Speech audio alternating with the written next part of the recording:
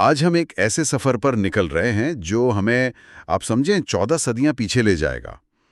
مدینہ کی وہ گلیاں جہاں ایک بالکل ہی نئے معاشرے کی بنیاد رکھی جا رہی تھی۔ جی ہاں، وہ وقت مکہ سے ہجرت کے فوراً بعد کا بہت نازک وقت تھا وہ۔ بالکل، اور تاریخ جیسے ایک نیا موڑ لے رہی تھی۔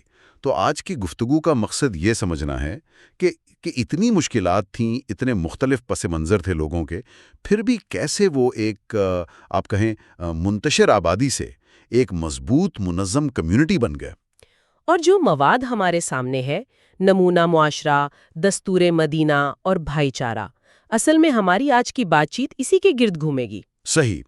تو آج ہم کچھ بنیادی سوالات دیکھیں گے جو ان ذرائع سے نکلتے ہیں، جیسے وہ کیا حکمت عملی تھی جس نے مہاجرین اور انصار یعنی مقامی لوگوں کو ایک لڑی میں پرو دیا، اور پھر یہ دستور مدینہ جسے کہتے ہیں دنیا کا پہلا تحریری آئین، اس کے پیچھے کیا سوچ تھی، کیا قائدانہ ویژن تھا۔ بہت اہم سوال ہے۔ اور سب سے بڑھ کر یہ بھائی چارہ، یہ اخوت کا جو تصور ہے، آج کے زمانے میں اس کی کیا اہمیت ہے، ایک منصفانہ معاشرے کے لیے یہ کیوں ضروری ہے۔ تو آئیے ذرا گہرائی میں چلتے ہیں۔ جی ضرور۔ یہ دیکھنا نا واقعی بڑا حیران کن ہے کہ کیسے نظریات کو عملی شکل دی گئی، ایک بالکل نیا سماجی نظام بنا دیا گیا۔ جی اچھا، تو کہانی شروع ہوتی ہے ہجرت سے۔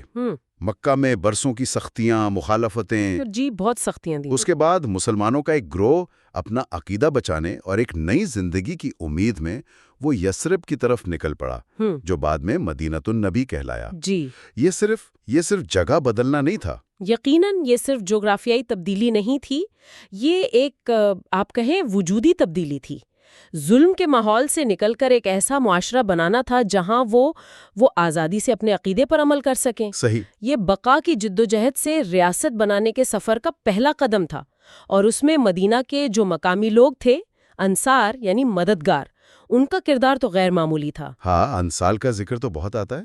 انہوں نے جس کھلے دل سے، جس محبت سے مکہ سے آنے والوں مہاجرین کا استقبال کیا نا، وہ تاریخ میں کم ہی ملتا ہے۔ یہ صرف مہمان نوازی نہیں تھی، یہ ایک مشترکہ مقصد کے لیے کمٹمنٹ تھی۔ لیکن صرف استقبال تو کافی نہیں ہوتا نا، مطلب سینکڑوں خاندان آ گئے ایک نئے شہر میں، ان کو بسانا، ان کا روزگار، سماجی استحکام، یہ تو بہت بڑا چیلنج ہوگا۔ بالکل، بہت بڑا چیلنج۔ اور یہیں پر وہ قدم اٹھایا گیا جسے مواخات کہتے ہیں، یعنی بھائی چارہ قائم کرنا۔ مواخات؟ اچھا، یہ تھا کیا اصل میں، اور یہ اتنا اہم کیوں تھا؟ دیکھیں، یہ ایک بہت ہی منفرد، بہت دور رس قدم تھا۔ رسول اللہ صلی اللہ علیہ وآلہ وسلم نے کیا کیا کہ ایک انصاری کو ایک مہاجر کا بھائی بنا دیا۔ اچھا۔ اور یہ صرف رسمی بات نہیں تھی، یہ ایک گہرا سماجی اور معاشی معاہدہ تھا۔ اس کا مطلب تھا حقیقی شیئرنگ۔ انصار اپنے مہاجر بھائیوں کو اپنے گھروں میں جگہ دے رہے تھے۔ اپنی گھروں میں؟ جی ہاں، اپنے کاروبار میں، اپنی کھیتی باڑی میں شریک کر رہے تھے، یہاں تک کہ اپنی جائیداد میں حصہ دار بنا رہے تھے۔ یہ تو بہت بڑی بات ہے۔ ذرا تصور کریں، اس معاشرے میں جہاں قبائلی عصبیت، خاندانی وفاداری ہی سب کچھ تھی، وہاں ایمان کے بنیاد پر ایک بالکل نیا رشتہ بن رہا تھا، جو خون کے رشتوں سے بھی زیادہ مضبوط ثابت ہوا۔ واہ! یہ ایک سماجی انقلاب تھا۔ اس نے اجنبیوں کو صحیح معنوں میں خاندان بنا دیا، اور اس سے مہاجرین کے جو فوری معاشی اور سماجی مشکلات تھی نا، ان کا ایک بے مثال حل نکل آیا۔ یہ واقعی دل کو چھونے والی بات ہے۔ یعنی کمیونٹی صرف ساتھ رہنا نہیں، بلکہ ایک دوسرے کا بوجھ اٹھانا ہے، قربانی دینا ہے۔ بالکل۔ لیکن اتنے مختلف لوگ، مختلف پس منظر، قبائل، اب یہ نیا رشتہ بھی بن گیا۔ ان سب کو ایک ساتھ چلانے کے لیے کسی ضابطے کی، کسی قانون کی ضرورت تو پڑی ہوگی نا؟ بالکل ضرورت تھی۔ اور یہیں پر دستور مدینہ سامنے آتا ہے، جسے میثاق مدینہ بھی کہتے ہیں۔ میثاق مدینہ؟ میثاق کا مطلب ہی ہوتا ہے ایک پختہ عہد، ایک معاہدہ، اور اسے اکثر مورخین، جیسا آپ نے بھی ذکر کیا، تاریخ کا پہلا باقاعدہ تحریری آئین یا سوشل کانٹریکٹ مانتے ہیں۔ پہلا تحریری سوشل کانٹریکٹ؟ جی، اور یہ دستاویز غیر معمولی اس لیے ہے کہ یہ ایک ایسے شہر کے لیے تھی جو مذہبی اور قبائلی لحاظ سے بہت متنوع تھا۔ یعنی وہاں مہاجر اور انصار مسلمان تو تھے ہی، لیکن یہودیوں کے کئی بڑے بااثر قبائل بھی تھے، کچھ مشرک عرب قبائل بھی تھے۔ تو یہ دستور ان سب کو ایک سیاسی وحدت، ایک امت کے طور پر جوڑنے کی کوشش تھی۔ اچھا، یہ امت کا لفظ یہاں دلچسپ ہے۔ عام طور پر تو ہم اسے صرف مسلمانوں کی کمیونٹی سمجھتے ہیں۔ کیا اس دستور میں اس کا مطلب زیادہ وسیع تھا؟ جی ہاں، اس دستاویز کے سیاق و سباق میں امت کا تصور زیادہ وسیع تھا، زیادہ سیاسی نوعیت کا تھا۔ دستور کی ایک شق کہتی ہے کہ مسلمان قریش ہوں یا یثرب کے، اور جو ان کے پیروکار بنے ان سے آ ملیں اور ان کے ساتھ جہاد کریں، وہ سب دوسرے لوگوں کے مقابلے میں ایک امت ہیں۔ ٹھیک۔ لیکن ساتھ ہی اسی دستاویز میں یہودیوں کے بارے میں کہا گیا کہ بنو اوف کے یہودی مسلمانوں کے ساتھ مل کر ایک امت ہیں، یعنی ایک سیاسی اکائی کے طور پر۔ اچھا، تو سیاسی طور پر ایک اکائی لیکن مذہبی طور پر الگ؟ بالکل، مطلب یہ تھا کہ شہری معاملات میں، دفاعی معاملات میں یہ سب گروہ ایک یونٹ ہوں گے، لیکن جہاں تک مذہب کا تعلق ہے ہر گروہ کو مکمل آزادی ہوگی۔ دستاویز میں صاف لکھا تھا کہ یہودیوں کے لیے ان کا دین اور مسلمانوں کے لیے ان کا دین۔ یہ تو کمال کی مذہبی رواداری ہے۔ جی، اس زمانے کے لحاظ سے یہ ایک شاندار مثال تھی۔ تو اس دستور کے بنیادی نکات کیا تھے جنہوں نے اتنے مختلف لوگوں کو ایک ساتھ باندھنے میں مدد دی؟ کئی اہم باتیں تھیں۔ ایک تو جیسا ہم نے کہا مذہبی آزادی کی گارنٹی، دوسرا قانون کی حکمرانی کا اصول قائم کیا گیا، یعنی قبائلی روایات سے ہٹ کر انصاف کا معیار عدل ہوگا، قبیلہ یا خاندان نہیں۔ صحیح، یعنی جرم فرد کا ہے، قبیلے کا نہیں۔ بالکل۔ تیسرا، مدینہ شہر کو حرم یعنی ایک محفوظ علاقہ قرار دیا گیا جہاں خون ریزی منع تھی۔ چوتھا، مدینہ کے دفاع کی ذمہ داری سب پر ڈالی گئی، مشترکہ ذمہ داری۔ اگر باہر سے کوئی حملہ ہوتا ہے تو سب مل کر دفاع کریں گے۔ اور پانچواں، اگر کوئی سنگین اختلاف ہو جائے، کوئی بڑا تنازع کھڑا ہو تو حتمی فیصلہ اللہ اور اس کے رسول صلی اللہ علیہ وآلہ وسلم کا ہوگا، جو ریاست کے سربراہ تھے۔ یہ ایک سینٹرل اتھارٹی قائم کرنے کی طرف بڑا قدم تھا۔ یہ تو واقعی کسی جدید ریاست کے آئین جیسا لگ رہا ہے۔ قانون کی حکمرانی، شہری حقوق، مشترکہ دفاع، مذہبی آزادی۔ جی، بنیادی اصول وہی ہیں۔ لیکن کیا یہ صرف کاغذ پر تھا یا اس نے واقعی مدینہ کے معاشرے پر اثر ڈالا؟ کیا اس سے وہ پرانی قبائلی دشمنیاں ختم ہو گئیں؟ دیکھیں، یہ سمجھنا ضروری ہے کہ دستور مدینہ کوئی جادو کی چھڑی نہیں تھی کہ راتوں رات سب مسائل حل ہو گئے یا پرانی دشمنیاں بالکل ختم ہو گئیں، ایسا نہیں تھا۔ اچھا۔ مدینہ کی تاریخ میں آگے چل کر بھی قبائل میں تنازعات نظر آتے ہیں، یہودیوں کے ساتھ تعلقات میں بھی اتار چڑھاؤ آئے، لیکن اس دستور نے ایک بنیاد فراہم کر دی تھی، ایک فریم ورک دے دیا تھا جس کے تحت ان مسائل کو حل کیا جا سکتا تھا۔ یعنی ایک سمت مل گئی تھی، ایک معیار قائم ہو گیا تھا۔ بنیاد قبائلیت نہیں بلکہ ایک مشترکہ معاہدہ ہوگا، اصول ہوں گے۔ اتحاد کا مطلب یہ نہیں تھا کہ سب اپنی شناخت مٹا دیں، بلکہ یہ تھا کہ مشترکہ مفادات اور بنیادی اصولوں پر، جیسے انصاف ہے، باہمی احترام ہے، ان پر سب متفق ہوں۔ یہ تو ایک طرح سے سول نیشن کا تصور لگتا ہے، شہری قوم کا۔ جی، اس زمانے کے لحاظ سے یہ بہت انقلابی سوچ تھی۔ تو پہلے بھائی چارے سے سماجی بنیادیں مضبوط ہوئیں، پھر دستور سے سیاسی اور قانونی ڈھانچہ بنا، لیکن کسی بھی معاشرے کو چلانے کے لیے ادارے بھی تو چاہیے۔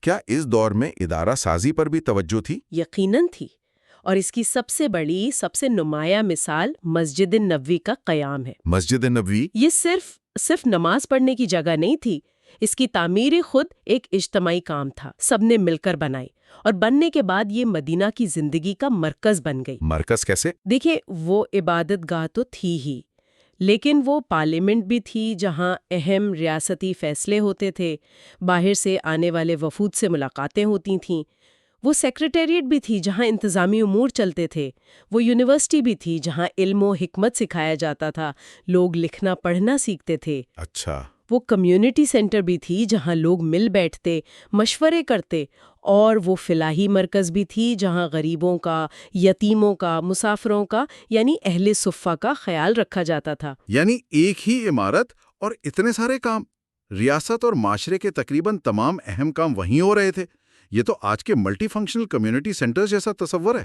بالکل، یہ اس گہری سوچ کو ظاہر کرتا ہے کہ ایک مضبوط معاشرے کے لیے فعال اور مربوط ادارے کتنے ضروری ہیں۔